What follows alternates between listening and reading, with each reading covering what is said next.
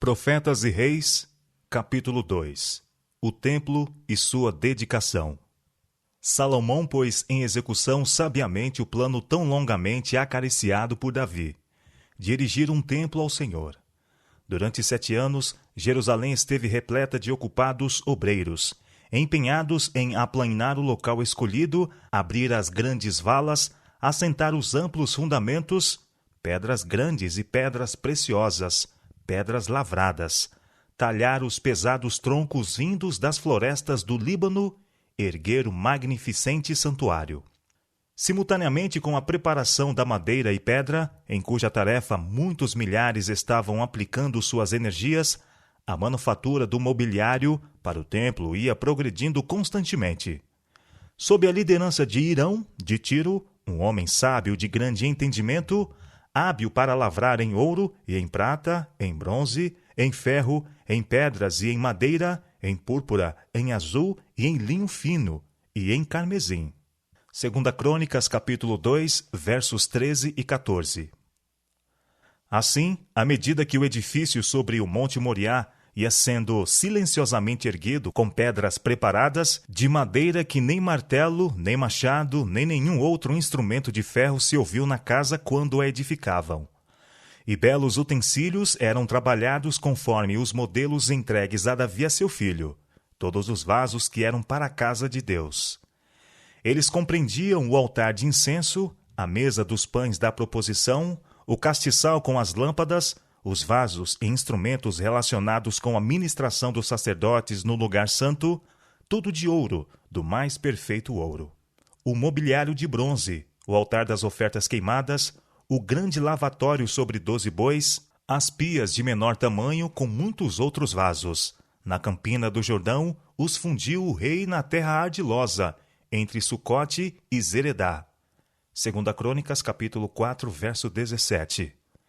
Esse mobiliário foi provido em abundância, para que não houvesse falta. De inexcedível beleza e inigualável esplendor, era o régio edifício que Salomão e seus homens erigiram a Deus e a seu culto.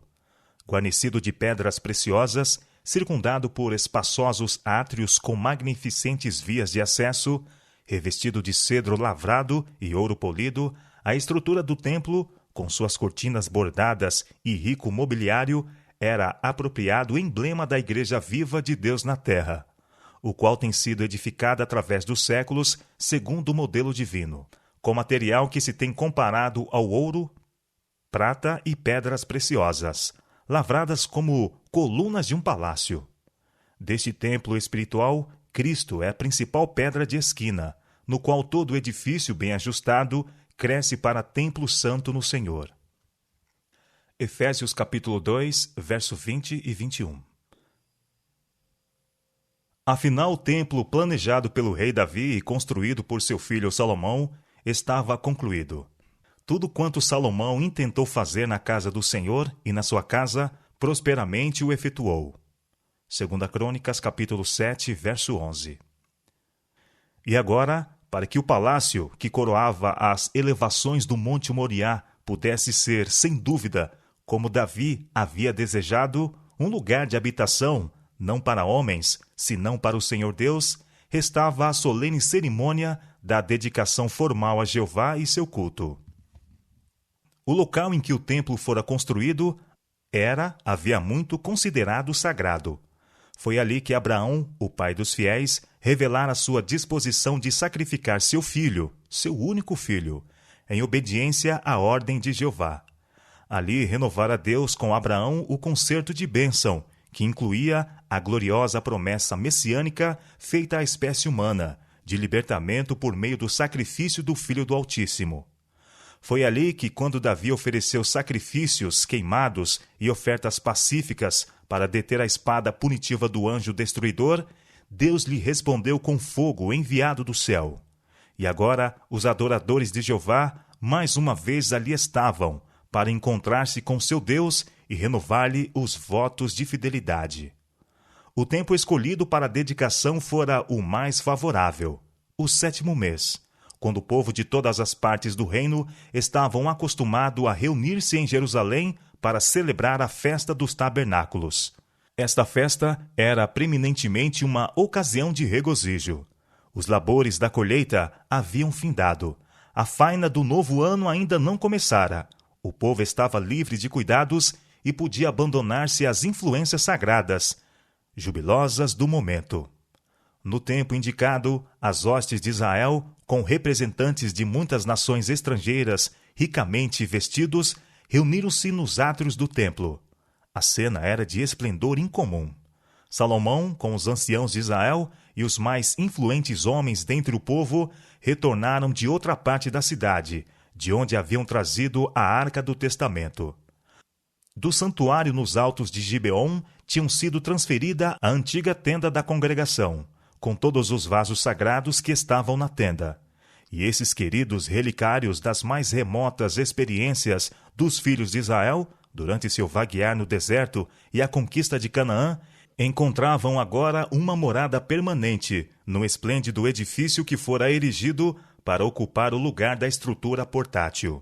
Levando ao templo a arca sagrada que continha as 2 tábuas de pedra em que, pelo dedo de Deus, haviam sido escritos os preceitos do Decálogo, Salomão seguira o exemplo de seu pai Davi. A cada 6 passos oferecia sacrifícios, e com canto e música e com grande cerimônia trouxeram os sacerdotes a arca do concerto do Senhor ao seu lugar, ao oráculo da casa, à santidade das santidades. 2 Crônicas, capítulo 5, verso 7. Ao penetrarem no interior do santuário, tomaram os lugares que lhe eram designados. Os cantores, levitas vestidos de linho branco, com símbolos e com alaúdes e com harpas, permaneceram de pé para o oriente do altar, e com eles até 120 sacerdotes que tocavam as trombetas. Eles uniformemente tocavam as trombetas e cantavam para fazerem ouvir uma só voz, bendizendo e louvando ao Senhor. E levantando eles a voz com trombetas e símbolos e outros instrumentos músicos, e bendizendo ao Senhor, porque era bom, porque a sua benignidade durava para sempre. A casa se encheu de uma nuvem, a saber, a casa do Senhor, e não podiam os sacerdotes ter-se em pé para ministrar, por causa da nuvem, porque a glória do Senhor encheu a casa de Deus. 2 Crônicas, capítulo 5, versos 13 e 14. Compreendendo o significado desta nuvem, Salomão declarou: O Senhor tem dito que habitaria nas trevas, e eu tenho edificado uma casa para morada, e um lugar para a tua eterna habitação. 2 Crônicas, capítulo 6, versos 1 e 2. O Senhor reina. Tremam as nações. Ele está entronizado entre os querubins. Comova-se a terra. O Senhor é grande em Sião, e mais elevado que todas as nações. Louvem o teu nome, grande e tremendo, pois é santo. Exaltai ao Senhor nosso Deus, e prostrai-vos diante do escabelo de seus pés, porque ele é santo. Salmo 99, versos 1 a 5. No meio do pátio do templo havia sido erguida uma base de metal, ou plataforma, de 5 côvados de comprimento e de 5 côvados de largura e de 3 côvados de altura. Sobre esta base, Salomão pôs-se em pé, e com as mãos erguidas, abençoou a vasta multidão que tinha diante de si, e toda a congregação de Israel estava em pé. 2 Crônicas, capítulo 6, versos 13 e 3. Bendito seja o Senhor Deus de Israel, exclamou Salomão, que falou pela sua boca a Davi, meu pai, e pelas suas mãos o cumpriu, dizendo: Escolhi Jerusalém, para que ali estivesse o meu nome. 2 Crônicas, capítulo 6, versos 4 e 6. Salomão pôs-se então de joelhos na plataforma, e aos ouvidos de todo o povo ofereceu a oração dedicatória. Levantando as mãos para o céu, enquanto a congregação permanecia ajoelhada com a face para o chão, o rei suplicou: Senhor Deus de Israel, não há Deus semelhante a ti, nem nos céus, nem na terra, que guardas o conserto e a beneficência aos teus servos que caminham perante ti de todo o seu coração. Mas verdadeiramente habitará Deus com os homens na terra? Eis que o céu e o céu dos céus não te podem conter, quanto menos esta casa que tenho edificado. Atende, pois, a oração do teu servo, e a súplica, ó Senhor meu Deus, para ouvires o clamor, e a oração que o teu servo ora perante ti. Que os teus olhos estejam dia e noite abertos sobre este lugar. De que dissestes que ali porias o teu nome, para ouvires a oração que o teu servo orar neste lugar. Ouve, pois, as súplicas do teu servo e do teu povo Israel, que fizerem neste lugar, e ouve tu do lugar da tua habitação, desde os céus. Ouve, pois, e perdoa. Quando também o teu povo Israel for ferido diante do inimigo, por ter pecado contra ti, e eles se converterem e confessarem o teu nome, e orarem e suplicarem perante ti nesta casa, então ouve tu desde os céus, e perdoa os pecados de teu povo Israel. E faze-os tornar a terra que lhes tem dado a eles e a seus pais. Quando os céus se cerrarem e não houver chuva, por terem pecado contra ti, e orarem neste lugar, e confessarem teu nome, e se converterem dos seus pecados, quando tu os afligires, então ouve tu desde os céus, e perdoa o pecado de teus servos e do teu povo Israel, ensinando-lhes o bom caminho em que andem, e dá chuva sobre a terra, que deste ao teu povo em herança.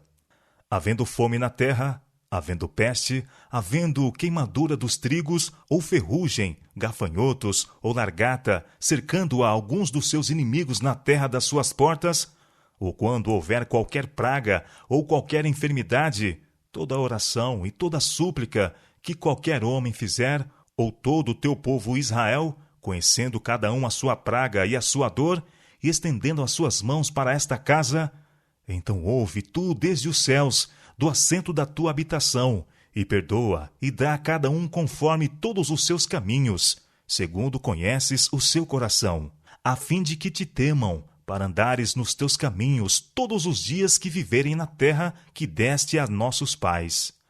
Assim também ao estrangeiro, que não for do teu povo Israel, mas vier de terras remotas, por amor do teu grande nome, e da tua poderosa mão, e do teu braço estendido. Vindo eles e orando nesta casa, então ouve tu desde os céus, do assento da tua habitação, e faze conforme a tudo que o estrangeiro te suplicar, a fim de que todos os povos da terra conheçam o teu nome, e te temam, como o teu povo Israel. E a fim de saberem que pelo teu nome é chamada esta casa que edifiquei. Quando o teu povo sair à guerra contra os seus inimigos, pelo caminho que os enviares, e orarem a ti para a banda desta cidade que escolheste, e desta casa que edifiquei ao teu nome, ouve então desde os céus a sua oração, e a sua súplica, e executa o seu direito. Quando pecarem contra ti, pois não há homem que não peque, e tu te indignares contra eles, e os entregares diante do inimigo, para que os cativarem o levarem em cativeiro para alguma terra, remota ou vizinha, e na terra para onde forem levados em cativeiro, tornarem a si e se converterem, e na terra do seu cativeiro a ti suplicarem, dizendo: pecamos, perversamente fizemos, e impiamente obramos, e se converterem a ti com todo o seu coração e com toda a sua alma, na terra do seu cativeiro, a que os levarem presos, e orarem para a banda da sua terra, que deste a seus pais, e desta cidade que escolheste, e desta casa que edifiquei ao teu nome, ouve então desde os céus, do assento da tua habitação, a sua oração e as suas súplicas, e executa o seu direito, e perdoa ao teu povo que houver pecado contra ti. Agora, pois, ó meu Deus, estejam os teus olhos abertos e os teus ouvidos atentos à oração deste lugar. Levanta-te, pois, agora, Senhor Deus, para o teu repouso, tu e a arca da tua fortaleza. Os teus sacerdotes, ó Senhor Deus, sejam vestidos de salvação, e os teus santos se alegrem do bem. Ah, Senhor Deus, não faças virar o rosto do teu ungido. Lembra-te das misericórdias de Davi, teu servo. 2 Crônicas, capítulo 6, versos 14 a 42. Acabando Salomão de orar, desceu fogo do céu e consumiu o holocausto e os sacrifícios. Os sacerdotes não podiam entrar no templo, porque a glória do Senhor encheu a casa do Senhor. E todos os filhos de Israel, vendo descer o fogo e a glória do Senhor sobre a casa, encurvaram-se com o rosto em terra, sobre o pavimento, e adoraram e louvaram ao Senhor, porque é bom, porque a sua benignidade dura para sempre. Então o rei e o povo ofereceram sacrifícios perante o Senhor, e o rei e todo o povo consagraram a casa de Deus. 2 Crônicas, capítulo 7, versos 1 a 5. Durante 7 dias, as multidões de todas as partes do reino, desde a entrada de Amate até ao rio do Egito, uma muito grande congregação, celebrou uma jubilosa festa. A semana seguinte foi pela feliz multidão dedicada à celebração da festa dos tabernáculos. Fim do tempo de reconsagração e júbilo, o povo retornou a seus lares, alegre e de bom ânimo, pelo bem que o Senhor tinha feito a Davi e a Salomão e a seu povo Israel. 2 Crônicas, capítulo 7, versos 8 e 10. O rei havia feito o que estava em suas forças para encorajar o povo a render-se inteiramente a Deus e seu serviço, e a magnificar seu santo nome. E agora, uma vez mais, como no início de seu reinado em Gibeon, ao rei de Israel fora dada a evidência da divina aceitação e bênção. Numa visão noturna, o Senhor lhe apareceu com a mensagem: Ouvi tua oração, e escolhi para mim esse lugar para a casa de sacrifício.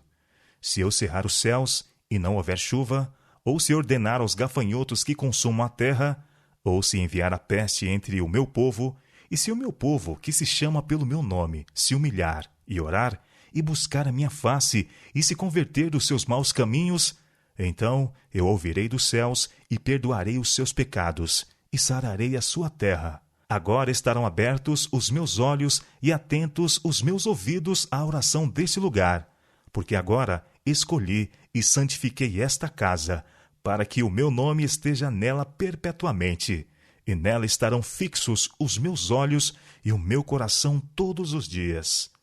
2 Crônicas, capítulo 7, versos 12 a 16. Tivesse Israel permanecido leal a Deus, e este glorioso edifício teria permanecido para sempre, como perpétuo sinal de especial favor de Deus a seu povo escolhido. E aos filhos dos estrangeiros, declarou Deus, que se chegarem ao Senhor para o servirem e para amarem o nome do Senhor, sendo deste modo servos seus, todos os que guardarem o sábado, não profanando, e os que abraçarem o meu concerto, também os levarei ao meu santo monte, e os festejarei na minha casa de oração. Os seus holocaustos e os seus sacrifícios serão aceitos no meu altar, porque a minha casa será chamada casa de oração para todos os povos. Isaías capítulo 56, versos 6 e 7. Em conexão com a certeza de aceitação, o Senhor tornou claro o caminho do dever perante o rei. E quanto a ti, ele declarou: se andares diante de mim, como andou Davi teu pai, e fizeres conforme a tudo que te ordenei, e guardares os meus estatutos e os meus juízos, também confirmarei o trono do teu reino, conforme o concerto que fiz com Davi, teu pai, dizendo: não te faltará varão que domine em Israel. 2 Crônicas, capítulo 7, versos 17 e 18. Tivesse Salomão continuado a servir ao Senhor em humildade, todo o seu reinado teria exercido poderosa influência para o bem sobre as nações circunvizinhas, nações que tinham sido tão favoravelmente impressionadas pelo reinado de Davi, seu pai, e pelas sábias palavras e magnificentes obras dos primeiros anos de seu próprio reinado. Prevendo as terríveis tentações que acompanham a prosperidade e honras mundanas, Deus advertiu Salomão contra o mal da apostasia e predisse os terríveis resultados do pecado. Até mesmo o belo templo que havia sido edificado, declarou ele, se tornaria como provérbio e mote entre todas as gentes, se Israel deixasse ao Senhor Deus de seus pais, se persistisse na idolatria. Fortalecido no coração e grandemente animado pela mensagem do céu, de que sua oração em favor do povo havia sido ouvida, Salomão entrava agora para o mais glorioso período de seu reinado, quando todos os reis da terra começaram a buscar sua presença, para ouvirem a sua sabedoria que Deus lhe dera no seu coração. 2 Crônicas, capítulo 9, verso 23. Muitos vinham para ver o sistema de seu governo e para receber instrução quanto à maneira de se conduzirem nos assuntos difíceis. Visitando essas pessoas a Salomão, ensinava-lhes ele a respeito de Deus como Criador de todas as coisas, e elas retornavam a seus lares com uma concepção mais clara do Deus de Israel e de seu amor pela raça humana. Nas obras da natureza, contemplavam agora a expressão de seu amor e uma revelação de seu caráter, e muitos eram levados a adorá-lo como seu Deus. A humildade de Salomão ao tempo em que começou a levar a carga do Estado, quando ele reconheceu perante Deus: sou ainda menino pequeno. 1 Reis, capítulo 3, verso 7. Seu marcado amor a Deus, profunda reverência pelas coisas divinas, sua desconfiança de si mesmo e exaltação do infinito Criador de tudo, todos esses traços de caráter tão dignos de emulação foram revelados durante os serviços relacionados com a conclusão do templo, quando durante sua oração dedicatória ele se ajoelhou, postando-se na humilde posição de suplicante. Os seguidores de Cristo hoje devem guardar-se da tendência de perder o espírito de reverência e piedoso amor. As Escrituras ensinam como devem os homens aproximar-se de seu Criador, com humildade e temor, mediante a fé no mediador divino. O salmista declarou: o Senhor é Deus grande, e Rei grande acima de todos os deuses. Ó, vinde, adoremos e prostremo-nos, ajoelhemos diante do Senhor que nos criou. Salmo 95, versos 3 e 6. Tanto no culto particular como no público, é nosso privilégio dobrar os joelhos perante Deus, quando a Ele oferecemos nossas petições. Jesus, nosso exemplo, pondo-se de joelho, orava. São Lucas, capítulo 22, verso 41. De seus discípulos, falando de Pedro, se relata que também pôs-se de joelhos e orou. Atos, capítulo 9, verso 40. Paulo declarou: ponho-me de joelhos perante o Pai de nosso Senhor Jesus Cristo.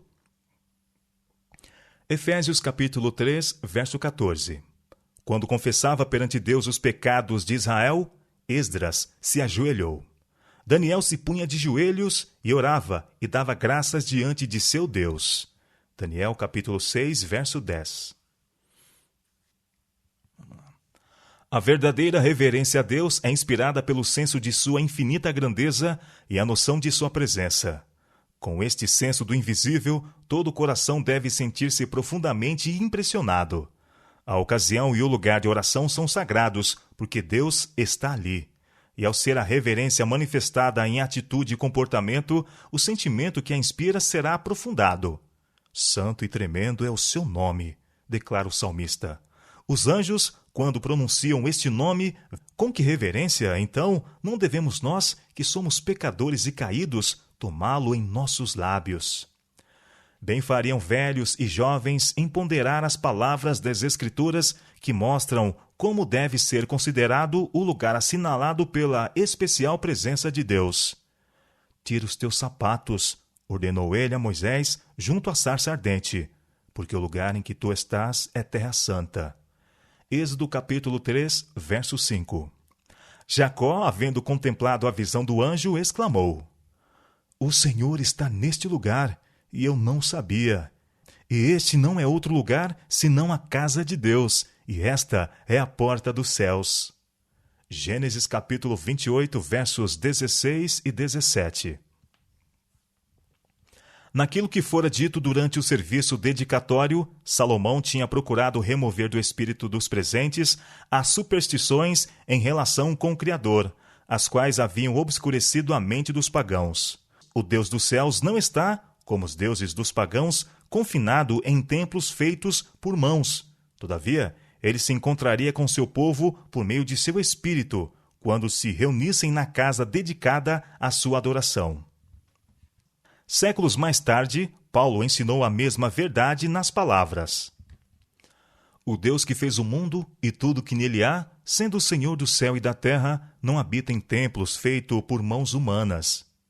Nem tampouco é servido por mãos de homens, como que necessitando de alguma coisa, pois ele mesmo é quem dá a todos a vida e a respiração e todas as coisas, para que buscassem ao Senhor, se porventura tateando o pudessem achar. Ainda que não está longe de cada um de nós, porque nele vivemos e nos movemos e existimos. Atos capítulo 17, versos 24 a 28. Embora Deus não habite em templos feitos por mãos humanas, honra, não obstante, com sua presença as assembléias de seu povo. Ele prometeu que quando se reunissem para buscá-lo, reconhecendo seus pecados e para orarem uns pelos outros, ele se reuniria com eles por meio de seu Espírito. Mas os que se reúnem para adorá-lo devem afastar de si toda coisa má, a menos que o adorem em espírito e em verdade, e na beleza da sua santidade, seu ajuntamento será de nenhum valor. Destes, o Senhor declara: Este povo honra-me com seus lábios, mas o seu coração está longe de mim. Mas em vão me adoram. São Mateus capítulo 15, versos 8 e 9. Os que adoram a Deus devem adorá-lo em espírito e em verdade, porque o Pai procura tais que assim o adorem. São João capítulo 4, verso 23. O Senhor está no seu santo templo. Cale-se diante dele toda a terra. Abacuque capítulo 2, verso 20.